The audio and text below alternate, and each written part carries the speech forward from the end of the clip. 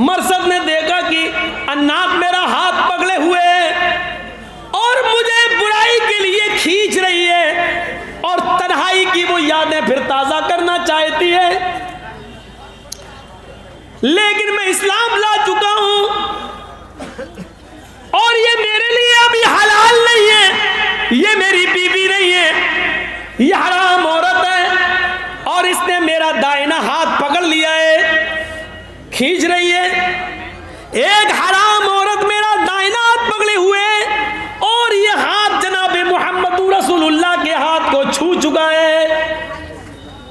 अरे मरसद, ये तेरी कैसी गैरत है? नबी अकरम सल्लल्लाहु अलैहि वसल्लम के हाथ को टच करने के बाद, नबी अकरम से मुसाफा करने के बाद एक हराम औरत के हाथ में तूने हाथ कैसे दे दिया?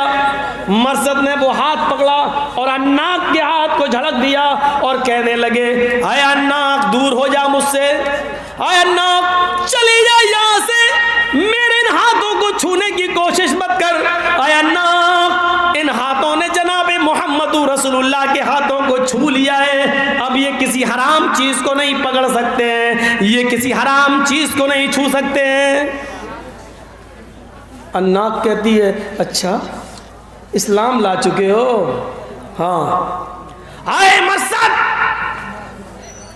अभी तक नहीं देखा था, सब्र था मुझे, जब देख चुकी तो अब सब्र का पैमाना लबरेज हो चुका है। आज की रात तुझे मेरे साथ गुजारना ही पड़ेगा। मरसद का चेहरा अपनी तरफ घुमाया, मेरी आंखों में आंखें डालो। आए मरसद, क्या मेरा हुस्न मिट गया? क्या मेरी जवानी खत्म हो गई? क्या मेरे अंदर वो शरारत मौजूद नहीं है जो इससे पहले तुम देख चुके हो? आए मरसद, क्यों मेरी जवानी को तड़पा रहे हो?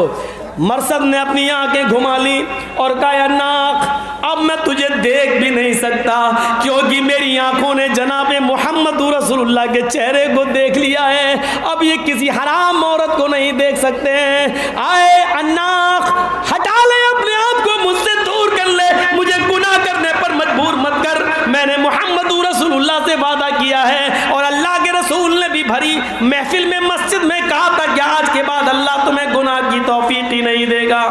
अन्नाक कहती है, तो फिर मैं शोर मचाती हूँ। फिर अन्नाक ने शोर मचाना शुरू कर दिया, लोगों आओ आओ, बुरे इरादे से एक आदमी मेरा पीछा कर रहा, मुझे बचाओ। मरसद ने सोचा ये तो मर गया, आज कितना इम्तिहान से गुजरना पड़ता है, गलत काम के लिए बुला रही है, चले जाओ तो कोई मुश्किल नहीं है, और बच रहे हैं तो कितने इम्तिहान हैं। वो चिल्ला रही है, ये मेरे साथ गलत काम करना चाहता है। मरसद कहते हैं, मैं भागा और भागते हुए एक झाड़ी के अंदर छिप गया। कुछ देर के बाद मैंने देखा कि कुछ लोग ढूंढते हुए झाड़ी के पास भी आ गए। उस झाड़ी के ऊपर एक पहाड़ी थी, वो उस पहाड़ी के ऊपर खड़े हैं और अल्लाह की कसम में उनके नीचे, उस पहाड़ी के नीचे मैं खड़ा हूं। मुझे दरख्त के कुछ पत्तों ने छिपा लिया है, वो मुझे देख नहीं पा रहे हैं। मरसद इब्न अबी मरसद कहते हैं, बुखारी की रिवायत मौजूद है, उसी में से एक काफिर को वहीं पेशाब लगा और उसने उस पहाड़ी के ऊपर से पेशाब करना शुरू कर दिया। अल्लाह की कसम, वो आदमी, वो काफिर ऊपर की पहाड़ी से पेशाब कर रहा था और उसके पेशाब की धार दरख्त के पत्तों को छूते हुए मेरे सर के ऊपर गिर रही थी, लेकिन मैं टच से मस नहीं हो रहा था। अगर टच से मस भी हुआ तो ये पत्ते हिल जाएंगे, और अगर दरख्त के पत्ते हिले तो ऊपर काफिरों को शक हो जाएगा कि मैं यहाँ छिपा हुआ हूँ। उनका पेशाब मेरे सर के ऊपर आ रहा था, लेकिन मैं टच से मस नहीं हुआ। थोड़ी देर के बाद मुझे महसूस हुआ कि अब यहाँ कोई नहीं है। थोड़ी और रात गुजर गई और मुझे यकीन हो गया वो सब लोग चले गए और अन्नाक भी चली गई। तो फिर मैं अपने मकसद के लिए निकला। मैंने लोहे का तार बनाया था, मैंने उस उसी से ताला तोड़ा, मैं अंदर दाखिल हुआ और अपने कुछ मुसलमान साथियों को, साहबियों को मैं छुड़ा कर ले आया। जब मैं मदीना आया तो मुझे देखकर अल्लाह के रसूल बहुत खुश हुए। लेकिन यहाँ एक और इम्तहान मेरे ऊपर, मुझे अन्नाक से बहुत ज़्यादा मोहब्बत थी, अन्नाक ने भी मुझे बहुत ज़्यादा खुशी दी थी। जब मैं उससे तन्हाई में मिलता था मैंने सोचा कि अल्लाह के रसूल से इजाज़त ले लेंगे और अल्लाह के रसूल मुझे अन्नाक के साथ निकाह करने की, शादी करने की इजाज़त दे देंगे। जब मैं अल्लाह के नबी के पास आया और पूरा वाक़या मैंने बयान किया अल्लाह के रसूल, उसने मेरा हाथ पकड़ा, मैंने हाथ ठुकराया, मैंने कहा मेरे हाथों ने मोहम्मद रसूलुल्लाह के हाथ को छू लिया है, अब मैं हराम औरत को नहीं छू सकता। उसने मेरी आंखों में आंखें डाली, मैंने चेहरा फेर लिया। आए अल्लाह के नबी, मैंने उससे कहा कि मेरी आंखों ने अब मोहम्मद रसूलुल्लाह के चेहरे का दीदार कर लिया है, अब मैं किसी हराम औरत को नहीं देख सकता। फिर वो चीखी चिल्लाई, मैं छिपा, भागा, छिपा, पेशाब आया फिर भी मैं हिला नहीं। फिर मैं इनको कैद से छुड़ा कर लाया। आपने कहा अल्लाह तुम्हें जज़ाए खैर दे, अल्लाह तुम्हें जज़ाए खैर दे। फिर मैंने कहा अल्लाह के रसूल एक गुजारिश है। फरमाया क्या? आए अल्लाह के नबी अगर आपकी इजाज़त हो तो अन्नाक से मैं निकाह कर लूँ। आए अल्लाह के नबी अगर आपकी इजाज़त हो तो अन्नाक से मैं शादी कर लूँ, अन्नाक को मैं अपनी बीवी बना लूँ और मैं उसको निकाह का पैगाम दे दूँ। आए अल्लाह के रसूल, शादी करना तो कोई बुरी चीज़ नहीं है, निकाह करना तो कोई बुरी चीज़ नहीं है, मैं उससे को निकाह करके अपनी बीवी बनाना चाहता हूँ। अल्लाह के नबी फरमाते हैं आए मरसद, इस्लाम लाने के बाद, कलमा पढ़ने के बाद, मेरे ऊपर ईमान लाने के बाद अब अन्नाक के बारे में सोचना भी तुम्हारे लिए हराम है। वो एक तो काफिर है और दूसरी उसके अंदर बुराई है कि वो बदचलन है, बद किरदार है, और किसी मोमिन के लिए जायज़ नहीं कि वो किसी बदचलन औरत से कोई राब्ता रखे या उसके साथ निकाह करे। ये इजाज़त तुम्हारे लिए बिल्कुल नहीं है। अल्लाह के रसूल ने मरसद इब्न अबी मरसद को अन्नाक के साथ निकाह करने की इजाज़त नहीं दी। देख रहे हैं आप कैसे गुनाह से बचते थे।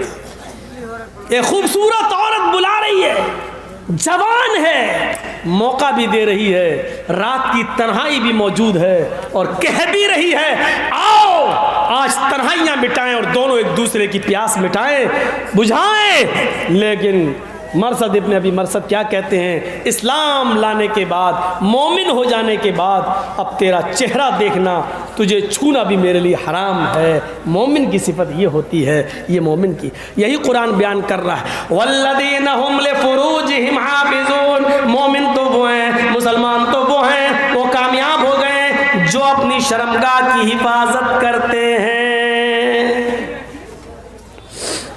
अपनी सतर की और अपने शर्मगाह की हिफाजत करने वाला मोमिन है, अपनी शर्मगाह की हिफाजत करने वाला कामयाब मोमिन है। कहाँ हैं हम? कयामत के दिन वो आदमी अर्श के साए में होगा, कयामत के दिन वो आदमी अल्लाह ताला के अर्श के साए में होगा, जिस दिन अल्लाह के अर्श के साए के अलावा कोई साया ना होगा। उनमें एक वो आदमी भी होगा जिसको किसी खूबसूरत औरत ने, जिसको किसी नौजवान हसीन व जमील लड़की ने बुरे काम के लिए बुलाया, वतलबतहुम रातु ज़ात मनसबि व जमाल फ़क़ाल इन्नी अख़ाफ़ुल्लाह, जिसको किसी हुस्न जमाल की परी ने, खूबसूरत लड़की ने बुरे काम के लिए बुलाया, आओ मैं तुम्हें इनविटेशन देती हूँ, दावत दे रही हूँ, आओ मेरे साथ गलत काम करो। और उसने कह दिया इन्नी अख़ाफ़ुल्लाह, दूर भाग, हट जा यहाँ से, मैं अल्लाह से डरता हूँ। और अल्लाह के खौफ से जिसको उसने छोड़ दिया हो, ऐसा नौजवान क़यामत के दिन अल्लाह के अर्श के साए में होगा।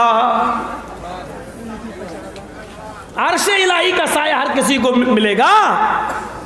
सूरज 1 मील के फासले पर होगा, तकूनु शम्सु यौमल क़ियामत का मिक़दार मील, 1 मील के फासले पर होगा सूरज, जिसके अंदर अभी 1,40,00,000 डिग्री सेंटीग्रेड गर्मी पाई जाती है।